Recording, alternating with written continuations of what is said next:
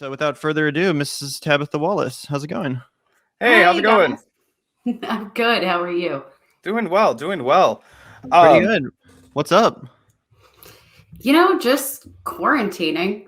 Yeah. So we noticed in your Twitter bio, you're proudly Midwestern, just like us, Wisconsin, born and raised. We're in Missouri right now. Both of us are born in Kansas. But are you sticking it out in the Midwest for the Hall of COVID-19? I'm actually I got stuck in DC. Oh, DC. Yeah. Interesting. I was still here after I had left watching the Hawks. The COVID sort of pandemic hit just a couple of months later. Mm-hmm.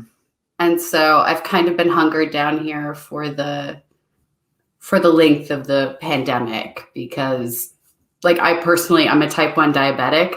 Oh. So yeah, I'm take it a little seriously. Yeah, which I only found out during this whole pandemic. Oh, no way. That sounds like a story. Wow. It's a fun story about things like sexism and our incredibly horrible medical system and insurance, et cetera, et cetera. But yeah, so I was really careful before that, but then I was like, Yeah, that's crazy. Well, I do have a clip to share that I wanted to get your reaction to. And Zach, this is pretty funny. Speaking of quarantine and lockdown. You can't fly from state to state without. All right, let me start this over.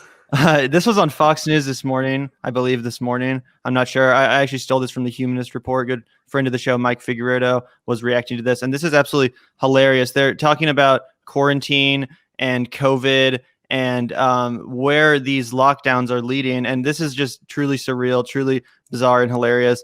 And I wanted to get your guys' reaction to this.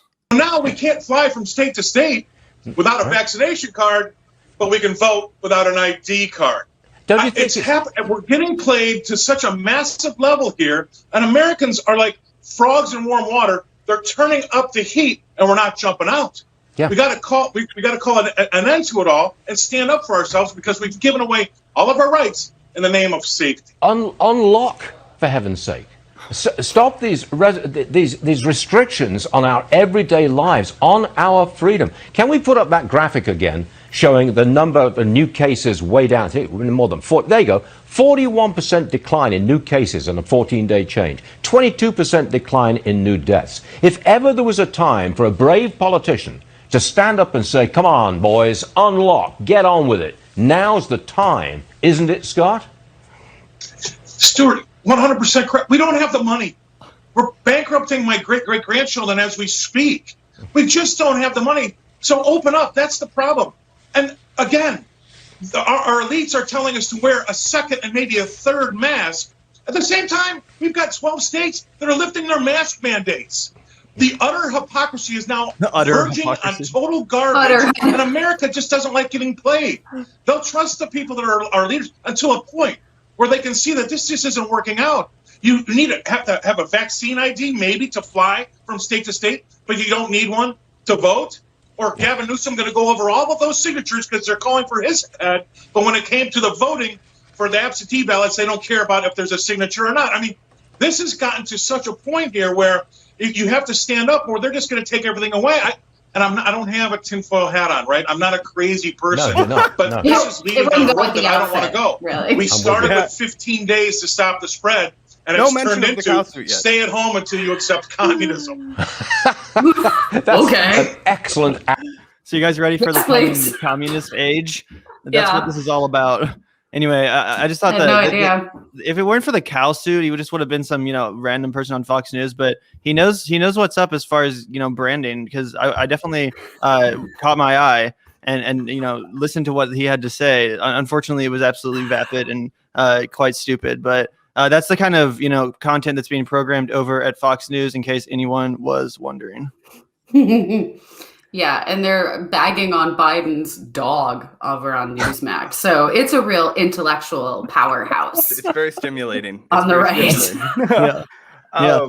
Well, what do you make of that whole lockdowns? Because it is true that the COVID cases do seem to be going down a little bit. In your opinion, what's the correct governmental moves to be making? I mean, obviously Biden's just been sworn in fairly recently. Do you think that schools should be opening back up? Do you think that what's your reading on this?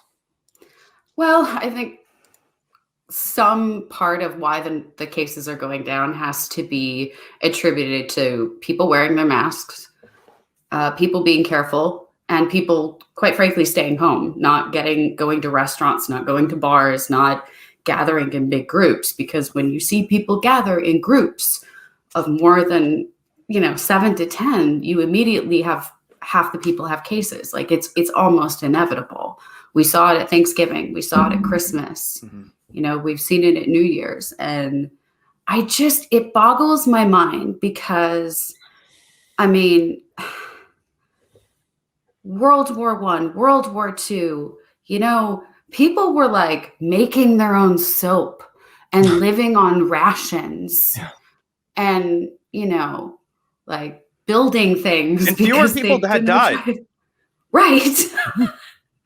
And I'm just kind of amazed that the same people who are like, you should be an American and you should be tough and be able to, what are you doing for your country? And none of them want to do like the tiniest because bit. War makes money and COVID loses money.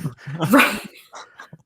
I'm like, well, let's just put some branding into it. I don't know what we need to do, but I never thought that I would actually see this world where people don't actually avoid the plague like the plague.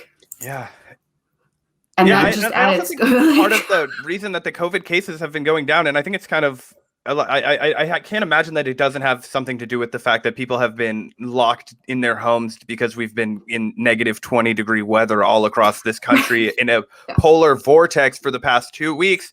So it's not like it's been an opportune time to get out and congregate, right? Like everything's been halted. You can't go anywhere in half the country. Texas is out of power. Of course, people are not spreading this disease right now. This is not a rational justification for, the virus is going away. No, the virus has never just been going away, right? Like it's just human social patterns will, continue to cause like a roller coaster effect, essentially, right? And you also have to consider the new strains. Are you at all confident that Joe Biden's going to be able to kind of steer this ship in the right direction? Right now he's talking about with the setbacks because of the polar vortex, and we can talk about the implications of climate change more on later. But it's going to be, he's kind of kicked the can down to July, saying when most people will be able to have access to this vaccine. Obviously the discrepancy in who's going to have access to this vaccine first is of high concern to many people. Not considering the urban lack of resources, but also rural lack of resources. So basically, all of our marginalized communities across this country are going to have a difficult time, even if they are a high risk person. So I'm just wondering if broad stroke, what's your response to that? And do you have any optimism that it's going to get better under Biden, or do you think we can expect more death and despair? Well, I'm a Gen Xer, so I assume there's going to be death and despair anyway. Yeah. But I think that, first we have to sort of clean up. You have to clean up a pretty awful administrative mess that was left behind. And I mean that not just in a policy standpoint. I mean, just like generally disorganized, not understanding how a basic, governmental structure works, kind of administration. So there's one, they kind of have to play catch up with the things that weren't done ahead of time that should have been done. Do I think that if Joe Biden was president when COVID hit, or if Hillary Clinton was president when COVID hit, that it would have been 100 times better and we wouldn't be? No, I think we'd still be probably pretty close to where we are, except maybe we'd have a little more people vaccinated by now. So, I mean, I think things will get better, but I don't expect us to be really back comfortably out and about without masks, going to restaurants and stuff until 2022. Yeah. And concerts. And I think the government should everybody should just understand that. And the government should be paying people so that happens, instead of suddenly sending everybody out willy-nilly, like our bovine friend on Fox News, I love cows, who's like, oh, open it up because we need the money. I'm like, no, it's going to cost more. It's going to cost more. And it shouldn't matter because every other, civilized nation paid people to stay home. Yeah. Yeah. And that's what they should have done. And then there wouldn't be an issue with the economy because people would be at home ordering groceries. They would be buying things offline. They would be spending money. The economy would keep going. Yeah. Well, it really is crazy. Like you're mentioning how even if Hillary Clinton or Joe Biden had been president when the pandemic started, we might be in a little bit of a better place, but not in a dramatic sense, probably. There's still neoliberals at the whim of corporate America who's, put profit above people this entire pandemic. And it really just, brings home how similar our two party establishments are right now, not only with the pandemic response, but also Biden's foreign policy, despite him posturing as if he had all these different plans and ideas for our foreign policy. It's basically, the same with a few minor tweaks and a few, admittedly positive developments. But for the most part, it's, a lot of window dressing on imperialist policies and in some cases even ramping up said imperialist policies with troops in Iraq and such. And I'm just wondering, because, when you were watching the Hawks, I really enjoyed the reporting you would do. I remember you were at the Green Party convention in 2016, and you guys talked to Nick Brana from the People's Party, had some great coverage and conversations about third party movements. And I'm just wondering if you have any ideas or any thoughts about any modern third party movements. We see support for third parties actually at an all-time high right now. This is according to Gallup. So it seems like this is in the air right now. There's a lot of varying opinions on whether or not it's a wasted effort or wasted potential to even pursue in the first place, or if it's a valid use of resources and activist energy. And again, I'm just wondering if you have any thoughts on Americans' desire for a third party and the viability of any modern efforts. I think that we do. We see that on both the right and the left, for better or worse, they want something else than what we already have, which is two very vapid parties that are, run and powered by large corporations, money that they give to both sides. So,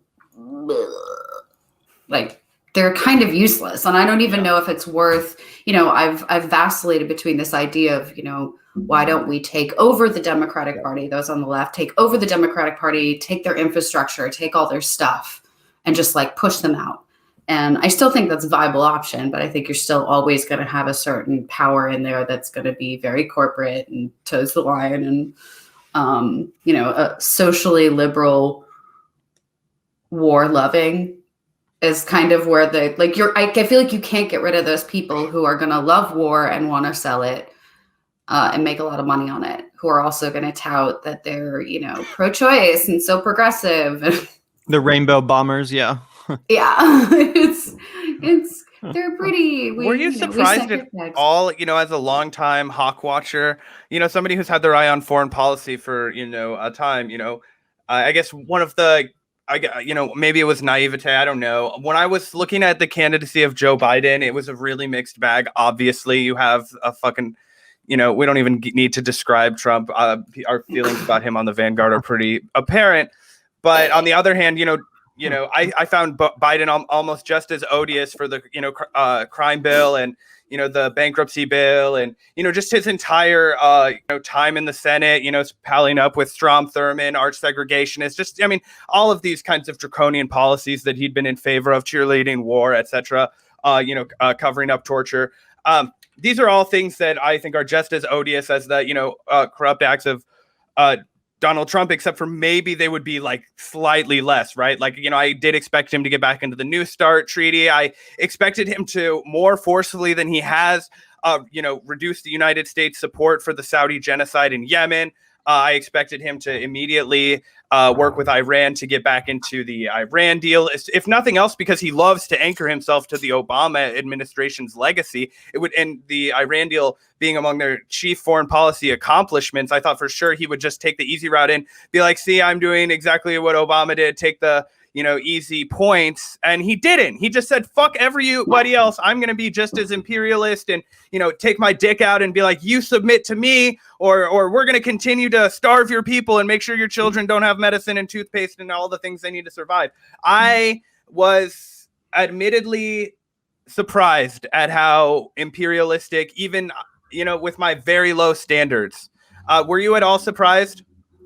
No, and I'll tell you why. Yeah. Because he comes from the Clinton era school of the Democratic Party. Yeah. And it's not worth doing if you cannot provide a beautiful picture of you signing papers next to the big mean dictator, or standing in some stupid palace somewhere with a bunch of world leaders showing how you all came together after COVID or whatever.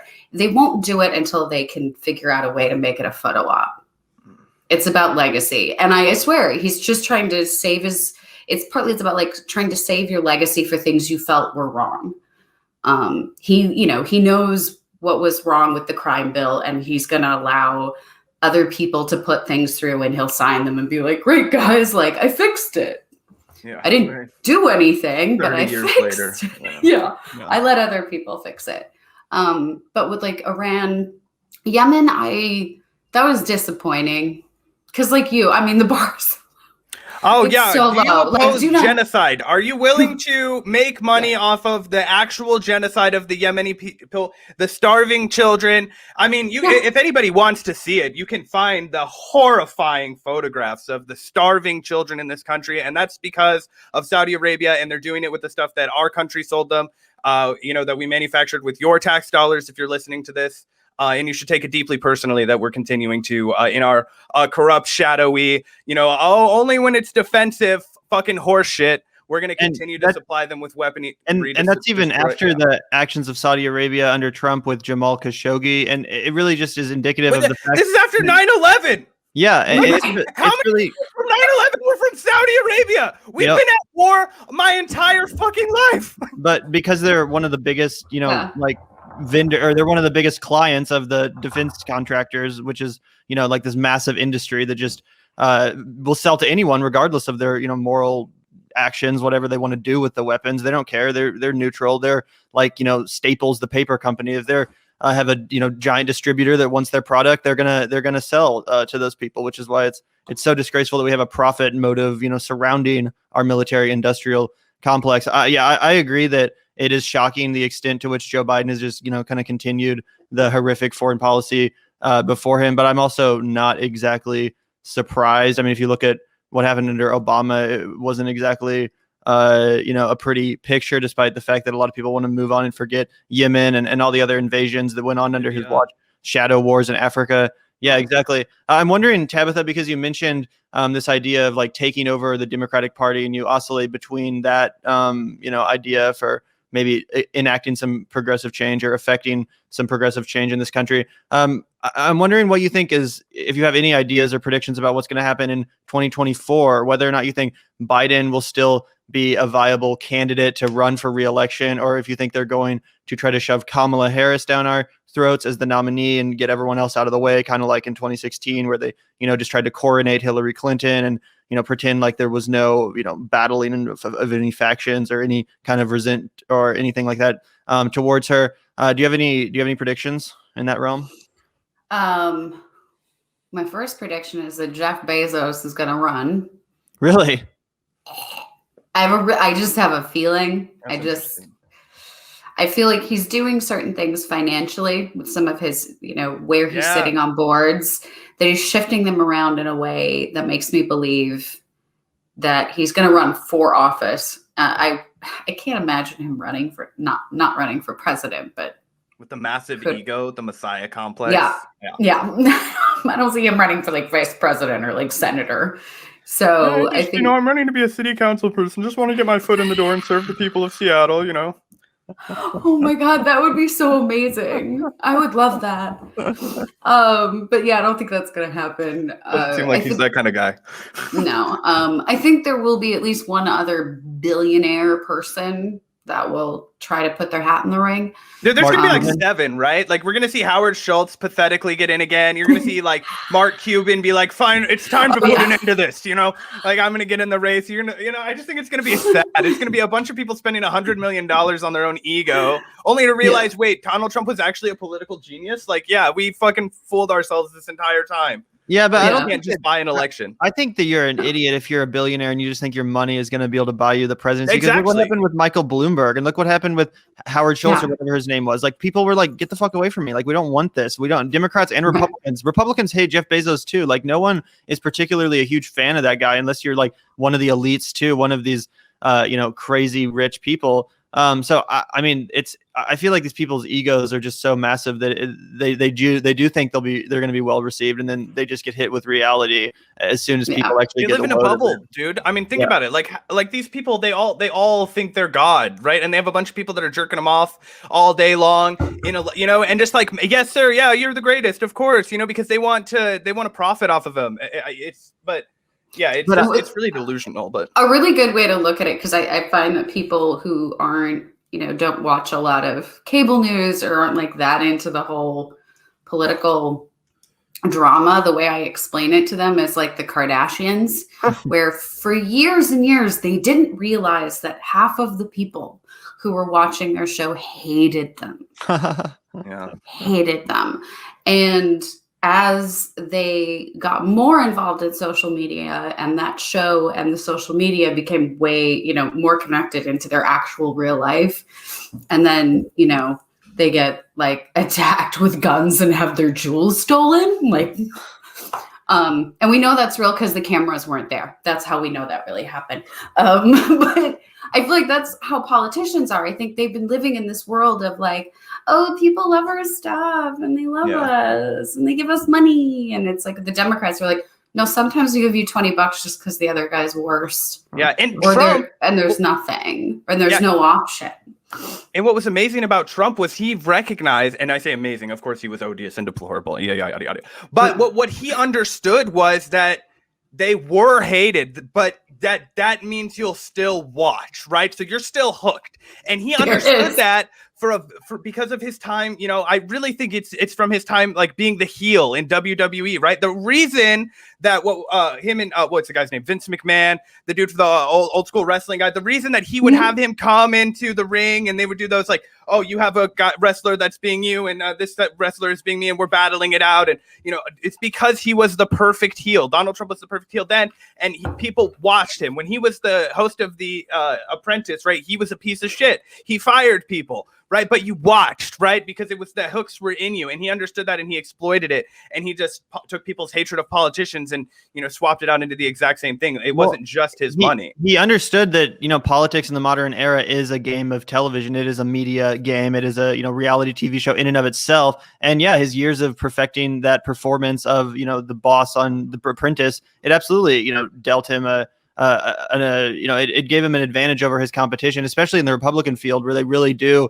worship that charisma of celebrity despite pretending to hate celebrities and West Coast elites and all that. Reagan, oh my God, such hypocrites. Yeah, honestly, it's crazy.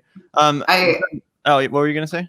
It's a terrible story, but I was talking to this people would always want, even from like the watching or like the Buzzsaw days, when people would think I was more conservative for some reason. Like conservative dudes would come up to me at events and stuff and be like, "You're really conservative like me." And I'd be like, "Where do you get that from?" Yeah. Like, are you fucking deaf? And I said, yeah. And he was like, oh. And I was like, yeah. I mean, I worked in Hollywood for a long time, but like Republicans are the biggest star fuckers I've ever known. Yeah. And that's like, it's the same thing. It's like people sitting there crying about being, oh my God, you can't be a conservative in Hollywood, like Gina Carano. I'm like, bitch, they run half of Hollywood. That means you don't work there. I did. Like, who are you? Like, nobody, like, that's my thing is that the conservatives think they like to play this victimhood. And I just realized it's like they love it. It's like the oppression Olympics. Yeah. And I think that's the difference between the left and right. And I always worry when I see people on the left playing that, like, oppression Olympics where they're like, oh my God, I can't see anything. And it's like, no, you just said something dumb that made people not like you. That's that is very true. And there's a big difference between actual censorship and, people coming after you on Twitter because, like you said some dumb shit and got ratioed or whatever. Like, that's not censorship. That's just people calling you out for saying something retarded, or excuse my language, but you know what I'm saying? Saying something stupid. I'm supposed to get canceled now. Oh, the left is coming for us. No. Oh, no. All of us college students are going to burn the Vanguard to the ground. Well, a lot of people are wondering, Tabetha, or they've asked at least, why you left watching the Hawks and RT and what you've been up to since. Someone asked too in the comments earlier before we got live if you've seen Sean yet or recently from the Buzzsaw show. So I guess go down those questions. I left for a bunch of reasons. Some of them were I had done Buzzsaw for 2 straight years. And then had, essentially been there from the very beginning, the show, like created the show and doing, like 48 to 50 weeks of news a year or 5 days a week, a half hour news. It's hard. And it's like emotionally traumatic, especially it was during, the Trump years. And so it's a lot of, it was like ISIS, Black Lives Matter, and then that 2016 election were like the big things. And so by the end of it, I really needed a break. Yeah. And it was meant to be a shorter break, not necessarily from watching the Hawks, but just like that I would probably, get back on something sooner. But it was literally like 3 months later, COVID hit. So I decided to take the break. I haven't seen Sean, but, we talk. We're friends from way back, actually. Tyrell and Sean and I all know each other from Los Angeles. We've known each other just a little over 10 years now. Okay. And so it was the two of them who actually got Buzzsaw, the show, and they brought me in to produce. Okay. And I never intended to be on camera. I was going to be like behind the scenes. Yeah, I saw you did some like assistant producing or something on like MasterChef, right, or something like that. Oh, Hell's Kitchen. I was Hell's Kitchen. Hell's Kitchen. This is funny. This came up actually last night. It was I did craft service for 2 seasons, and then I was a production assistant for 2. And if you go to season 12, episode 20, it's the season finale. You will see me and Mark Boone Jr. at the chef's table for the finale dinner. It's ourselves, and then Natasha Bedingfield was the other. She sang that like cheesy song that was like the theme for the Hills show or something, but like it was so weird. But if you watch it, you'll see me with like dark hair. It's just somebody I went to high school with was binge watching it with their kid last night and was like, clicks this picture and they're like, is that you? And I was like, yeah. Yep. I look like a mob wife. It's very funny. But I worked 4 seasons on Hell's Kitchen. I did a season of Top Chef Masters. And then Tyrell and Sean had just finished doing Conspiracy Theory and got an offer to do the show Buzzsaw. And then they were just terrible. So they had to bring me on to make it better. Just kidding. I'm kidding. But that's kind of how my career in TV punditry got its start, is me on the little online show talking about like making fun of the Illuminati and telling senators to go fuck themselves for their policy. Doing the Lord's work.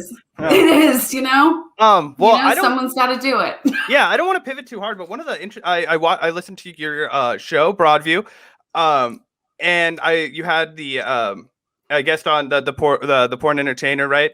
And one of the things you guys talked about that was super interesting to me that I wanted to talk to you more about, because there's so much baggage when you try and talk about like sex entertainment and like OnlyFans accounts and everything. Yeah. And you can't just be like, oh, these people are workers and they need to we need to figure out what's the best way for them to like make a living safely and successfully, just like other workers, right? And I think that there's a lot of good intention that ends up coming off as a little bit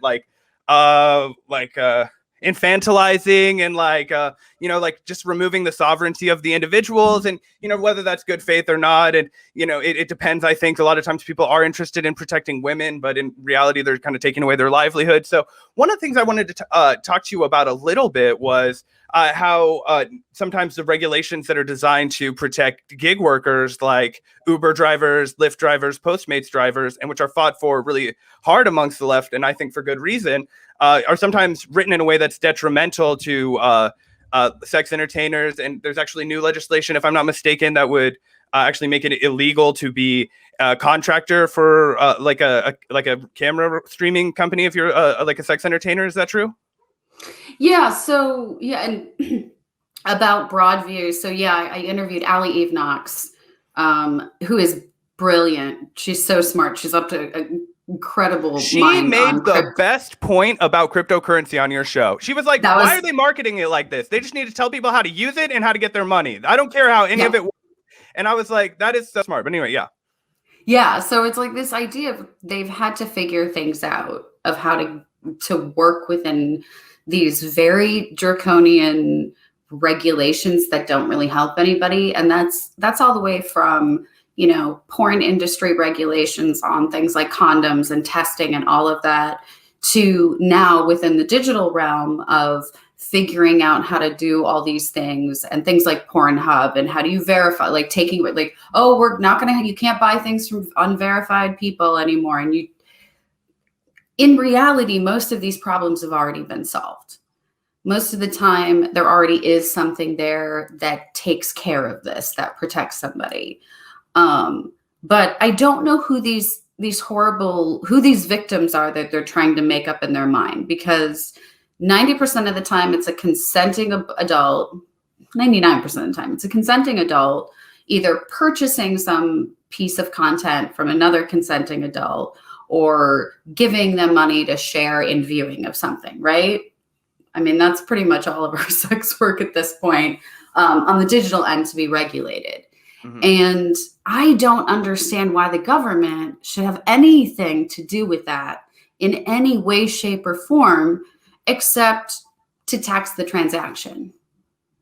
And when it comes to this idea of trying to, be puritanical and say, okay, well, you can't use a streaming service if you let sex workers do this, that is coming out of this whole save the children kind of, we're trying to fix human trafficking, which again, the sex work industry has been hurt more by celebrities trying to save people. Well, yeah, because I think that would be the common pushback, right? What about all of these kids who are being, human trafficked and then filmed on Pornhub, right? Like that's kind of the prevailing narrative. I haven't done a whole lot of research on it, so I couldn't say for sure. But that is what people are. That is the pushback, right? The pushback is always, what about Ashton Kutcher, right? He's out there saving all of these kids, to kind of put a face on one of those celebrities, right? Yeah. The point is made too, though, that Google itself, hosts that too. Like you can type that into Google or even Facebook and find the same stuff, and they're not, purging those entire websites of all their unverified users and cutting off the livelihoods of content creators. Well, and I think that's why I don't know where we're at in it. I think that oddly enough, from my research, Kamala Harris isn't a bad ally to have in this. But I think that federally we need to decriminalize sex work, all of it. It's work. Yeah. If you are going into a coal mine and putting your body on the line every day to do that job, if you are, picking up boxes in a factory, you're putting, you're using your body. It's labor. It's literal physical labor, and it's your body, and you decide how you want to make money off that. And every time that more regulation goes up and they do things like close, shut down Backpage, or, start putting in all these regulations because, suburban moms read an article about OnlyFans and they're afraid, oh my God. Yeah. Or some celebrity ruins OnlyFans because they're terrible and don't understand things. Who was that did that? Who's the girl that was like, she was the Disney girl? But then The name is on the tip of my tongue, but I just know she's always naked anyway. Like I'm like, why do you even need an OnlyFans? Every Instagram shot of you, you're naked. Like, gotta rake the bread in. I'm all like, why did anybody pay? I would have been like, just go to her IG. It's right there. Yeah, I forget her. That's how I forget about them when they do things. Or you have people who find a certain corner, a certain sector of sex work, and they like to play documentarian, and they're not really honest with their subjects, and they're not really honest with themselves. I mean, I know a lot of people who married somebody and stayed married, having sex with them for 20 years. And then they got half the house. That seems like a form of prostitution if we're talking about selling our bodies, our souls, everything else. Like, we do that. That's what we do. It's called capitalism. Yeah. I mean, if you can go to the fucking BPL Plasma of the corner of Paseo in Kansas City and see a bunch of poor people who are selling plasma out of their fucking bodies for $40 to get something to eat, because that's also part of our capitalist system, and that's also literally selling your body. And also, this is a really good point too from Curate, who it absolutely is censorship, and it's not talked about that way, and it's not usually grouped in with the same discussion when we talk about activist movements or people online being censored by big tech. But it really is cracking down on people's freedom of expression and their creative right to express themselves artistically, which is what pornography is for a lot of performers or sex workers. So I think that's important to mention too. And there's a much more there's a much more deft and nuanced way to handle the problem of unverified content, coming from maybe exploited sources that can be, rooted out and taken care of in a way that doesn't just broad stroke destroy the livelihood of other content creators that may not be verified yet, or that may not, have those privileges. And those sex workers have already brought so much money and attention to pages like Pornhub or these companies which are treating them poorly and ignoring their rights. So it's pretty disgusting the way that big tech is so emboldened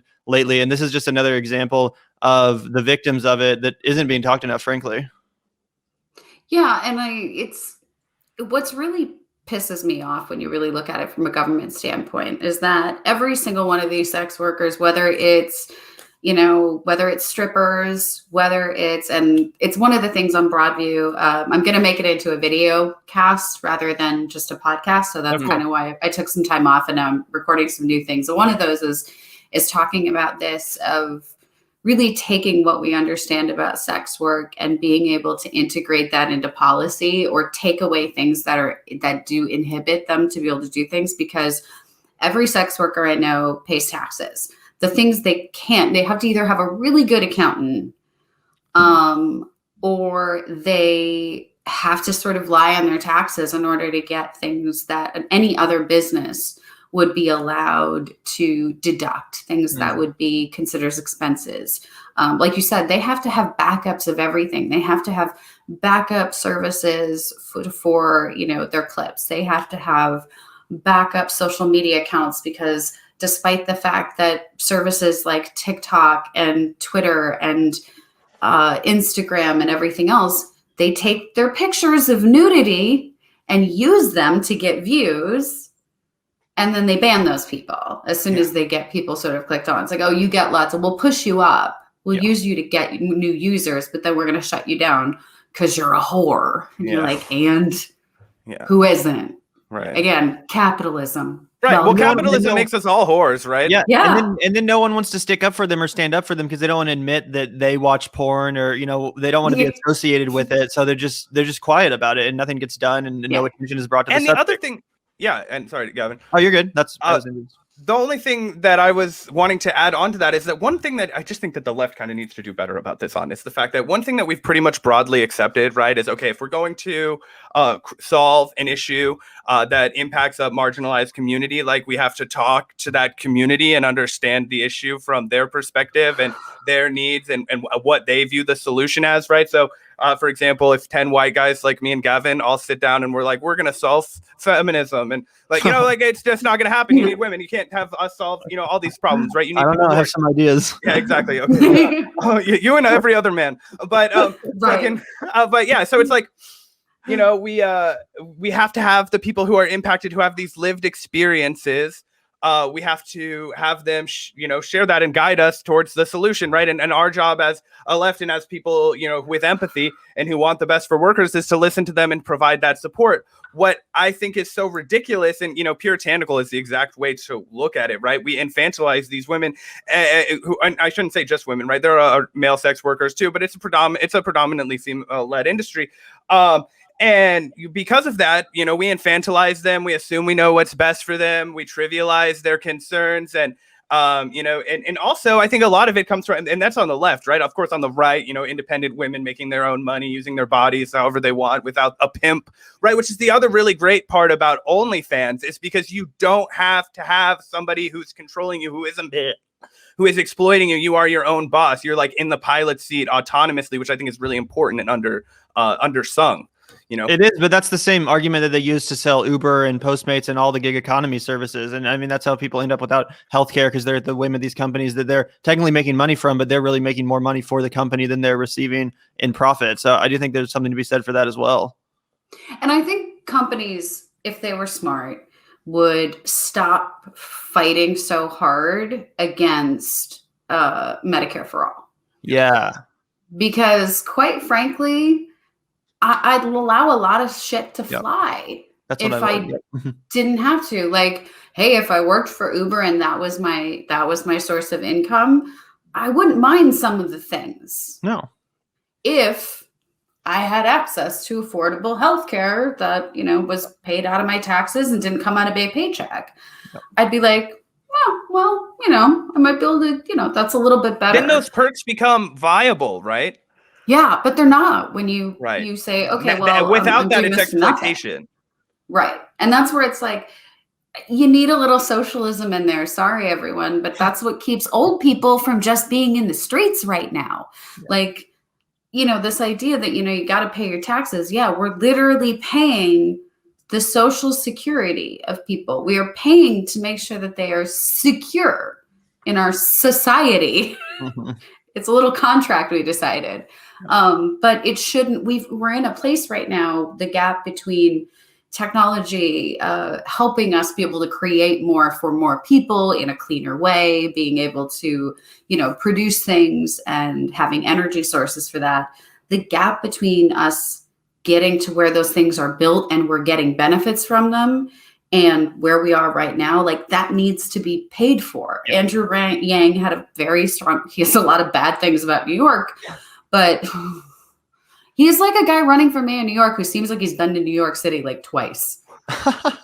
That's funny. It's really, that's funny. I only lived there for 7 years, and every time I see it, I'm like, what is he talking about? I don't know what he's talking about. Well, it's funny it's funny you bring up Andrew Yang and that we're talking about kind of this welfare state, because regardless of Yang's issues, which we have with him here at the Vanguard, and we've gone over in depth all of his pros and cons of a Yang platform and administration or whatever. But I do think that there's something to be said for universal basic income in tandem with Medicare for all. And in that event, then you're absolutely right. I think that it would be a lot more reasonable for people to, go to places like YouTube or maybe even Uber or whatever to make their living as kind of like contracted workers, because their basic needs would be met. Their income, they have an income regardless if they don't show up to work, 5 days a week for 9 hours.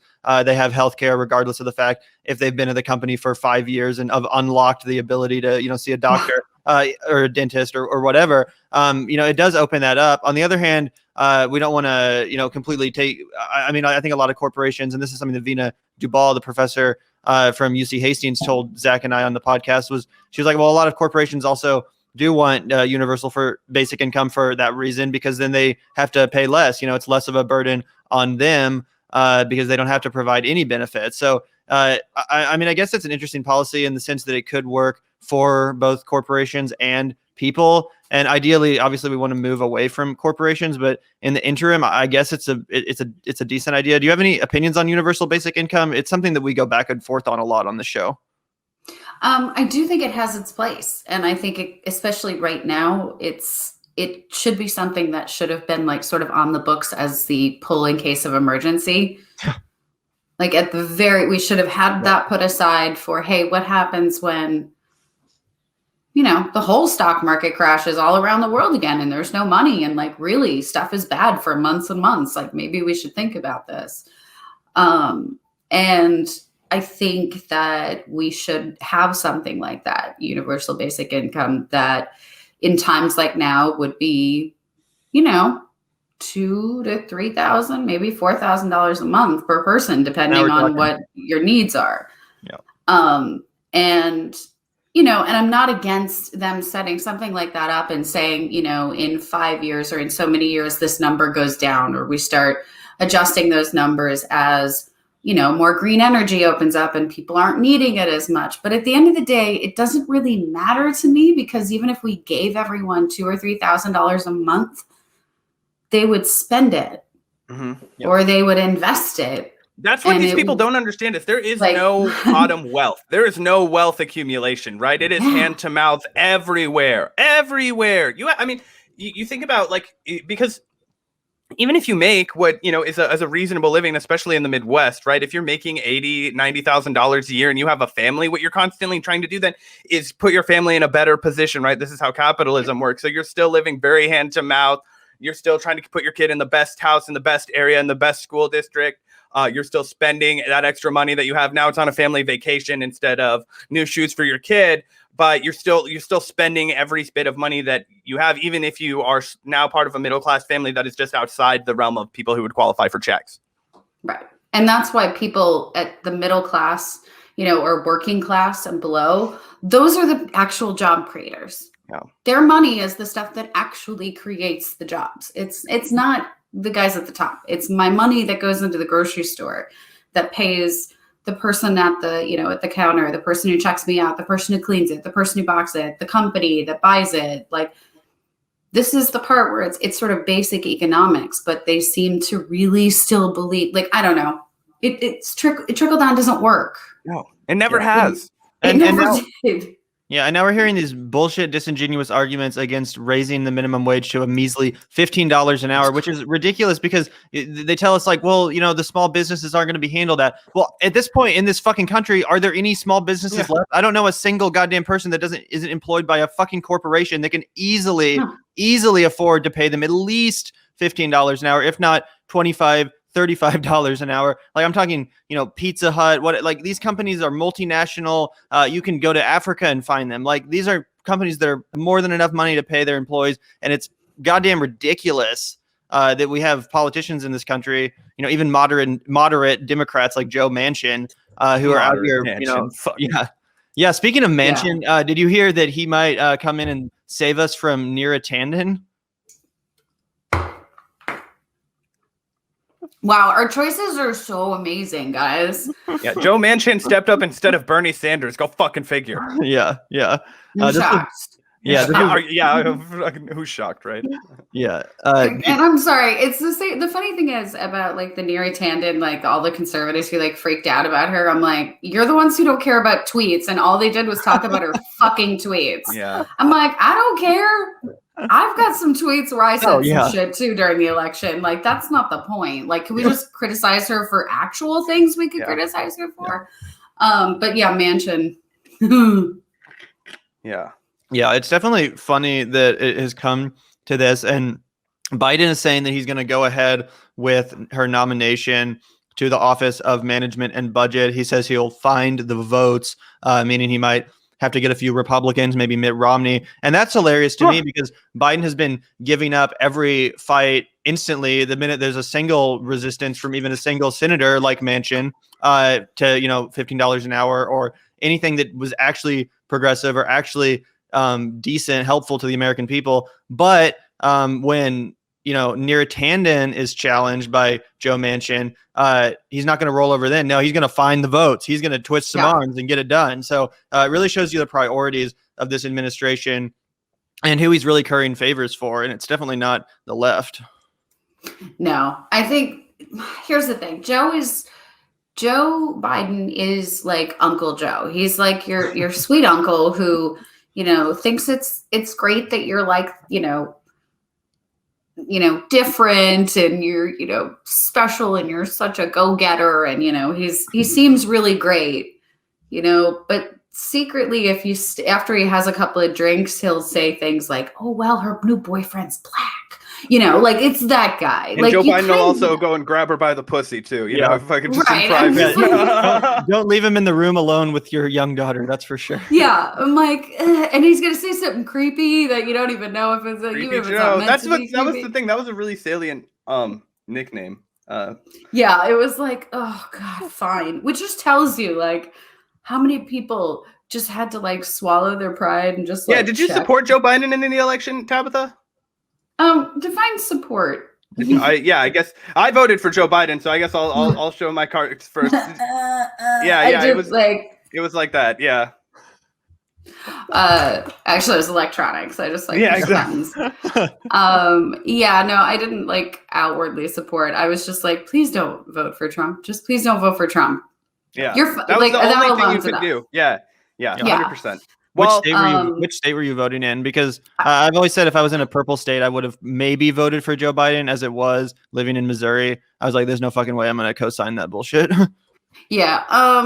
I actually live in DC, so like it's going to go blue anyway. Yeah. So you did it for honestly, I just didn't even. I did it for the nostalgia. No, I just kind of was like. There wasn't, I mean, I'm an independent. I don't belong to any party. And there wasn't even anybody I could get excited about. Howie Hawkins? No, I'm just kidding. I'm not doing it. That tells you. That should tell you how fucking bored I am. Like, how just like, nope, I'm not even, I'm in DC. Like nothing's going to flip here. And I'm still just going to do Biden because I'm not. What if someone finds out that I voted for Howie Hawkins? Like, no, I just like the Green Party. Yeah, I think they just didn't handle things really well in their nominating process. Yeah, and, it was a bit of a fuck. Yeah, and I think they had the opportunity to have different people, but they just don't. They're a very insular group. Like you said, I was hoping. Them. Yeah, we were talking about this with Terrell last weekend, and obviously it was more relevant because his father. But I was hoping that the Greens would run Jesse Ventura. I thought that was an obvious pick that could have really gotten them a lot of attention and even electoral success, at least 5%, if they really give a shit about winning. No more billionaires. Yeah. Right? Yeah. I just think they really screwed that one up. I think, I mean, honestly, I think if Jesse had ran in 2016, we wouldn't have Trump. Because I think he might not have beaten Hillary, but he would have split the votes that were going to go to Trump. If he had gotten on the debate stage, I think he actually could have at least had a chance, and he would have been someone that could have gotten on the debate stage, which is another reason that it's insane that the Green Party didn't, run to him and throw themselves. And he's more physically imposing than Trump. He's not going to be bullied by, you know what I mean? Jesse Ventura is just what I mean? Just doing this. We've talked about this a lot on the podcast, but the body gets pushed around by no. Yeah, I mean, Donald Trump was able to demasculate Ted Cruz and Marco Rubio, but you put him up there with Jesse Ventura, and he's no longer the alpha male. I mean, and that is what a lot of the Republican calculus is, or at least those kind of voters that gravitated towards Trump, they would have been like, wait, completely regarding policy, they would have just been like, who's this guy? Like, what's up with this? And the thing is, I think it's because, when Jesse, was a governor, he was honest. He did everything he said he was going to do. He worked with both parties, and all that, both parties, because he was an independent, treated him like garbage. I mean, Hillary called him a circus or a clown show or something at one point. And this is a guy who got light rail. Like, he got major infrastructure projects through. He did all these things. He didn't play politics, and they don't like that because it doesn't fit in their agenda. But I think that when you see more and more progressive politicians, even in the Democratic Party, eventually they are going to be leaders in that party, and things won't be the same because they don't care about, consultants about their hair color and, what kind of dog they should get, or the posse. What's the Twitter account with like Joe Biden's dog? It's like the office of the puppy in chief or something like ridiculous. Oh yeah, there's like the office. It's like the pawfist or something of the. Yeah. It's really pretty embarrassing given the fact we're in a pandemic and a depression right now, and that the federal government is completely dropping the ball. That's what they're focused on. but that's where we are as a country. Yeah. On that note, thank you so much for coming on our show today, Tabetha. We really appreciated talking with you about the lovely state of affairs we find ourselves in as Americans. Anytime. And, I think that what the pandemic has sort of given us is a chance to breathe that I think we haven't had in a really long time, because things have just been like one thing after another. And, generationally, we're all kind of learning things. And I think coming out of this, we are going to be a lot smarter and a lot stronger. And hopefully we won't be still arguing about the same things. We'll have a whole new world of things we can argue about. There you go. In a post-COVID world. We can use whatever we want to destroy our movement. By the way, the Oval Office count got suspended. I have no idea why.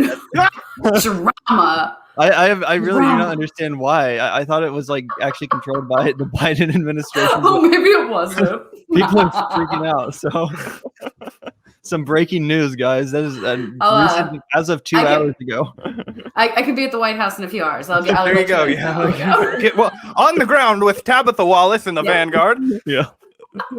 Yeah, you're in DC. You can be our DC, reporter. I love it. Anytime. Cool. Well, thanks so much, Tabetha. Can't wait to see your new video edition of the podcast. That's super exciting. Are you going to be putting it on YouTube? You said.